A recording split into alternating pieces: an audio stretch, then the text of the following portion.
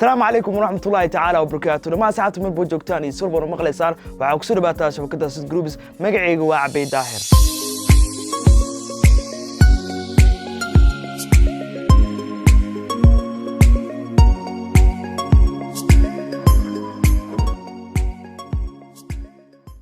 muuqaalka aad ka xiiso badan waxaan jeclahay inaan ku soo biyo qaabka aad ugu habeyn karto sawiradaada yani waxaan ula jeedaa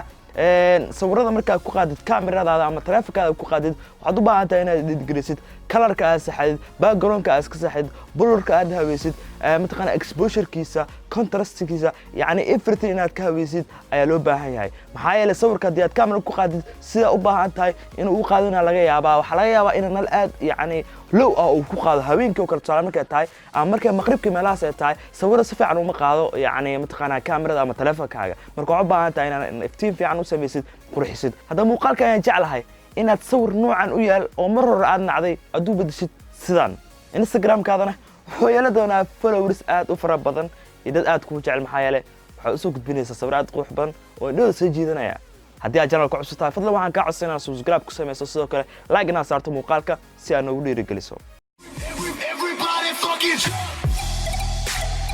subscribe saar channel-ka sidoo kale gambaleelka furo si video walba kugu soo dhaco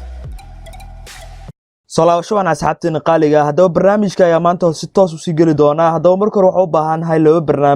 barnaamijkood waxa loo yaqaanaa Lightroom CC sidoo kale barnaamijka wada isticmaali doono waxa loo yaqaanaa PixArt labadan barnaamij waxaad ka helaysaa dhammaan goobaha laga soo degsado barnaamijyada Android-ka ama iPhone-ka sidoo kale barnaamijyadan waxaan kugu sii doonaa video hoostiisa ama qaybta description-ka hadaba marka hore waxaan soo furanaynaa gallery-ga ama halka sawirkeena ku jiro hadaba sawirkeena ayaa xulanaynaa hadda sawirkan ayaan u baahannahay inaan u bedelno si cinematic ah hadda sawirkan wax kama qaldano laakiin muuqaalka yani sawir cinematic aad u qurux badan waa sawir caadi ah oo telefoon lagu qaado ayuu eegtahay marka waxaan u baahannahay inaan sawirkan u bedelno sawir professional ah oo yani qofku uu leeyahay camera aad weyn lagu qaado kale ama qarsha la geliyo marka waxaa marka hore tagaysaa halka u jeedid share-ka ay ku qoran tahay halka share-ka ay ku dhufanaysaa kadib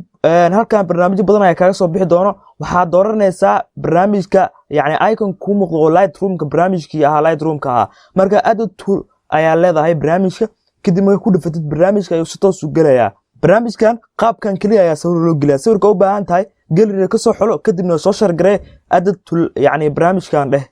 okay hadda barnaamijkii aan soo furanaynaa oo Lightroom-ka CC-ga ahaa sida tan u soo bixi doona waxaan ka dooranayaa halka ku qoran tahay all photos kadib halkan waxaa ka arkaynaa inuu sawirkeeni inoo soo gala meeshan waa u jeedaa qaybta kore marka sawirkan hadda ku dhufanayno oo edit-kaasi ku bilaabayno marka waxaan sameeynaa waxa jira wax loo yaqaan presets waxa waaye yani waa barnaamijyo yani ku dhex jira waa colors iyo effects kala duwan oo mataqaana yani xambaarsan macna aad u weyn taas waxa la jeedaa software walba oo anaga aan isticmaalno ahaa video editing Photoshop wax walba mataqaana editing ku saabsan wuxuu leeyahay wax loo yaqaan presets salahan video editing marka ku jirtid wax colorka bedelayo oo yani qofka colorkiisa qurxinaya ama skinka qurxinaya oo kale waxa loo yaqaanaa presets waa la isticmaalo waay marka presetskaas waa colors la diyaariyay qofka kaliya wuxuu u baahan yahay inuu ku apply gareeyo sawirkiisa ama marka muuqaalku rabo inuu ku apply gareeyo marka waa shay aad u muhiim marka la joogo xagga editingka marka hadda presets badan jiro ana hadda presets badan meeshan ku haystaa insha Allah waxaan ku sii doonaa video hoostiisa ama qaybta description-ka halkaas kala dag hadaba aniga waxaan u baahanahay midkan ayaan xulanayaa oo geedaha camal aad ku qurux badan xooga ayuu raadinayaa sawirka maxaa yeelay sawirka oo presetska ma aha sawir iska caadi ah ugu yaraan midkii waa 50 MB marka wax yar ayuu wareegsanaya waa sugeynaa okay markuu dhamaado waxaad tagaysaa qaybta saddexda dhibcood oo geeska ayaa riixaysaa kadibna waxaad taabanaysaa copy settings qaabka ay ku soo bixi doonta kadib meesha select all yani furo waxa barnaamijku by default meesha yani uu ka xiran yahay marka soo furo kadibna okay dheh marka okay dhamaan waxa lagu koobiyay presetka ama nashqadaha uu wato barnaamijkan ama sawirkaas uu wato kadibna sawirkii hore marka u baahatay inaad digrisid ayaa tagaysaa waad ku dhufanaysaa kadibna qaybta geeska oo saddex dhibcood ayaa tagaysaa waxaad taabanaysaa ku qoran tahay past settings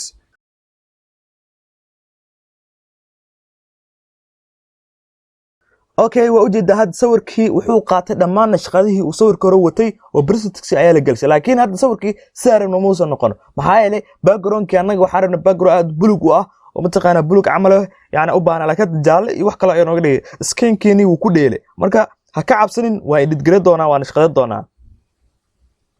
okay marka hore waxaan tegaynaa halka ku qoran tahay colors meeshan hoose color ah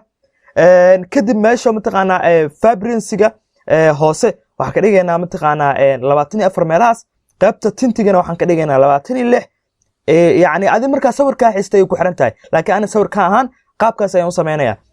يعني tempkan waxaan ka dhigaynaa temperature waxaan ka dhigaynaa -21 ama meelahaas ilaa 50 ilaa yani 30 inta u dhaxayso 32 inta u dhaxayso aan ka dhigayaa yani sawirkaada ay ku xiran tahay iyo colorka u baahan tahay meeshan waxaa ku xiran kartaa thousand of colors qof walba color gooni ayuu leeyahay meeshan ayaa ku xiranaysaa yani meelahan ayaa wada colorka u isbedelaya mar walba sidoo kale waxaan tegaynaa halka ku qoran tahay mix colorka buluga ayaan ka dooranayaa maxay la buluga ayaan u baahanahay adii hadii jaalo u baahan tahay jaalo ayaa taabanaysaa halkaas ka did gareynaysaa marka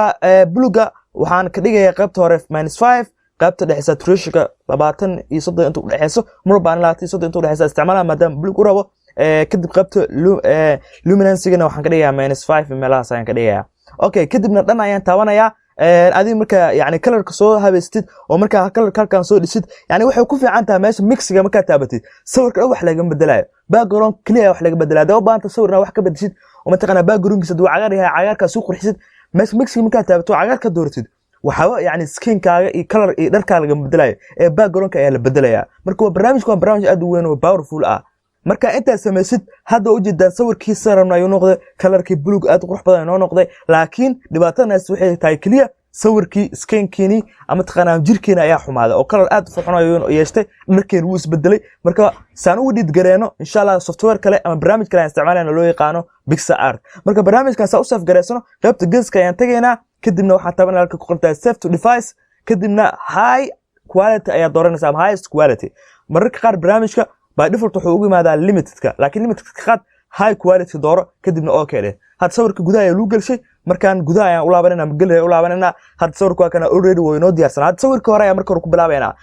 barnaamijkii kale ayaan u baahanay inaan u gudubno marka sawirkii hore yani asalka ayaa soo xulanaysaa maxaa yeelay colorka ina ay si colorkiisa qaadana u baahanahay marka aad mar walba sawirkii hore soo qaado kadibna qaybta share ku dhufo kadibna waxa ka dooranaysaa PixArt kadib sida tan ay ku soo bixi doonaa kadib waxaa taabanaysaa halka ku qorta added photo kadibna waxaa halkan ka soo xulanaynaa sawirkii hadda aan soo edit gareynay aan u baahanahay inaan color ka bedelna kadibna added soo dheh sawirka qaabkan u soo bixi doonaa kadib qaybka geeska ah falaad soo jiid sawirka lesson okay sawirka lesson ina la ficiisa loo baahan yahay okay marka la ekeys kadib siidaa kadibna waxaa taabanaysaa halka qalinka u jeedid oo geeska qalinka camal ayaa taabanaysaa kadibna sawirka qaybta wajiga iyo dharkiisa aad calaameynaysaa oo tirtiraysaa okay farta ku tirtir meesha ina si fiican u soo tirtirtaa loo baahan yahay yani wajigaaga iyo mataqaana dharkaaga ina background ka aad loo baahno marka aniga waqti badan inta muuqaalka iga qaadan lahaa insha Allah marka sameeyo ayaan isku soo laaban doonaa okay hadda u jeedaa waa soo habeeyay waa soo qurxiyay sidaas ina soo dhigtaa loo baahan yahay kadibna waxa taabanaya halka yani flaarta tigta ayaan taabanaya kadibna qaybta geeska ayaan taabanaya oo hadda sawirku inoo dhamaaday colorkiina uu qurux badan yahay kadibna mataqaana save ayaan taabanaya kadibna save to yani device ayaan taabanaya qaybta ugu hooseysa hadda sawirkiina uu inoo dhamaaday mataqaana aad iyo aad qurux badan yahay wax walba waa okay mataqaana colorkiina waa okay badan waa saxaabtiina Instagram-ka la yaabi doonaan iyo mataqaana Facebook iyo yani meel walba aad isticmaashid